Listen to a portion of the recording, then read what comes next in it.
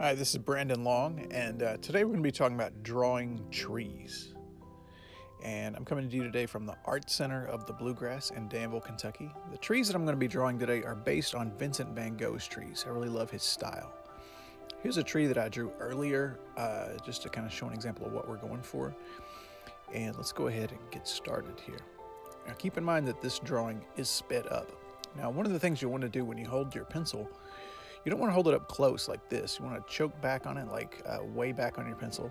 You want to have less control, which seems like a strange thing. You're also going to roll the pencil as you draw with it. If you'll notice, I keep rocking the pencil back and forth, and that lets the pencil have a very natural flow to it. And that's the thing to remember when you're drawing trees, is you want to keep everything looking natural.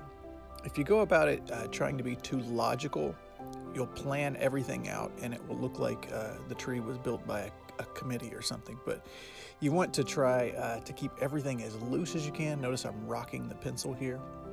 And a lot of times on these branches, I try to keep things flowing in one smooth, fluid line as I draw them in there. And notice that I just put maybe a fork or two per branch. You don't want to go too overboard with that part.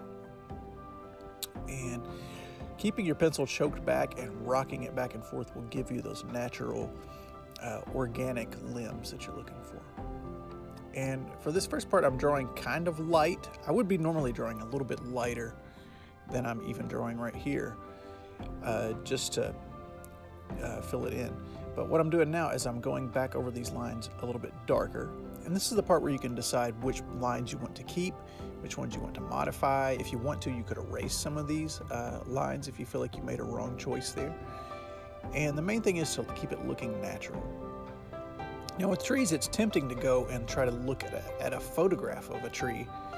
And that's okay to look at for just for examples. But if you try to follow a photograph of a tree, it gets really tricky because you want to try to replicate that tree, which is really hard to do without making it look unnatural. So next, I'm going to add in some shading here. Notice that as I'm putting in the textures on the tree, that I'm kind of changing the direction of the texture, kind of bending it as it goes up the tree. And this gives it a nice Van Gogh feel to it, I think. This is where the Van Gogh part really comes in, is that sort of crosshatch shading there. So now we're going to add some color. Now these are just, there's nothing special about these. These are just Crayola crayons. I'm peeling one of them here so that I can get a better edge of it. And with the light green crayon here, I'm just filling in, just kind of at random, different little leaves. Now you don't want to go too wild and put leaves absolutely everywhere, but you do want to kind of fill out the area with leaves just to kind of blossom the whole tree out there. I'm starting lighter. And one thing you want to do as you're filling these in is you want to be sure that you go over the branches and the tree trunk just a little bit, just to make it feel like it's overlapping like a tree naturally would. Of course, if you're drawing cartoon trees, those always look like they're just a cutaway of a tree. But where we're going with a little bit more realism, we're going to try to overlap those branches just a little bit.